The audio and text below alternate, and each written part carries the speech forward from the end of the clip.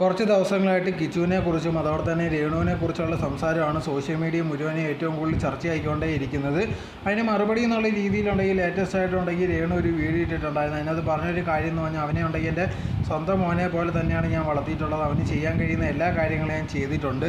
ഞാനുണ്ടെങ്കിൽ കൊല്ലം സുധിയെ കല്യാണം കഴിച്ച് വരുന്ന സമയത്തുണ്ടെങ്കിൽ അവൻ കുറച്ച് വലിയ കുട്ടിയായിരുന്നു. ആ ഒരു പ്രായത്തിലുള്ളൊരു കുട്ടിയെ അങ്ങനെ ഉണ്ടെങ്കിൽ ഒരു അമ്മ സ്വീകരിക്കുക അല്ലെങ്കിൽ അങ്ങനത്തെ ഉള്ളതൊന്നും അക്സെപ്റ്റ് ചെയ്യത്തില്ല. പക്ഷെ അങ്ങനെ ഇരിക്കുന്ന സമയത്ത് പോലും എൻ്റെ സ്വന്തം മോനെ പോലെ തന്നെയാണ് നോക്കിയെന്നായിരുന്നു രേണു പറഞ്ഞിട്ടുണ്ടായിരുന്നത്. അതേ കണക്ക് തന്നെ ഉണ്ട് ഇതേ കണക്ക് സഹോദരിയുടെ കുടുംബത്തെക്കുറിച്ചൊക്കെ പറയുന്നുണ്ടായിരുന്നു.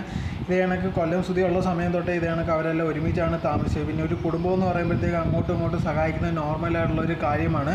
പിന്നെ ഇതേ കണക്ക് കൊല്ലം സുധി വെയ്യാതെ നടന്ന സമയത്ത് പോലും സഹോദരിയും ഭർത്താവും കൂടെ ഒക്കെ സഹായിച്ചിട്ടുണ്ട്. പിന്നെ അതിന് ശേഷം ഉണ്ടെങ്കിൽ ഞങ്ങളുമായിട്ട് ഒരു കുഴപ്പമില്ലാതെ ഇന്നലെ വരെയൊക്കെ സംസാരിച്ചുകൊണ്ടിരുന്നതായിരുന്നു കിച്ചുവിൻ്റെ കൂടെ ഒക്കെ. അങ്ങനെ ഇരിക്കുമ്പോഴാണ് ലേറ്റസ്റ്റ് ആയിട്ടുണ്ടെങ്കിൽ പെട്ടെന്ന് ഇങ്ങനത്തെ ഉള്ളൊരു വീഡിയോ ഇടുകയും അത് കഴിഞ്ഞിട്ട് ഞങ്ങൾ ഫാമിലിയിലുള്ള എല്ലാവരും അവനെ വിളിക്കുകയൊക്കെ ചെയ്തിട്ടുണ്ടായിരുന്നു. പക്ഷേ അവ ഒരു മറുപടിയോ കാര്യങ്ങളോ ഒന്നും തന്നിട്ടില്ല. എന്ത് പറ്റിയെന്ന് അറിയില്ല. എന്തായിരുന്നാലും ഞാൻ അവനോട് ഒരു തെറ്റോ അല്ലെങ്കിൽ ഒരു കാര്യങ്ങളോ ചെയ്തിട്ടില്ലെന്നായിരുന്നു രേണു പറഞ്ഞിട്ടുണ്ടായിരുന്നത്.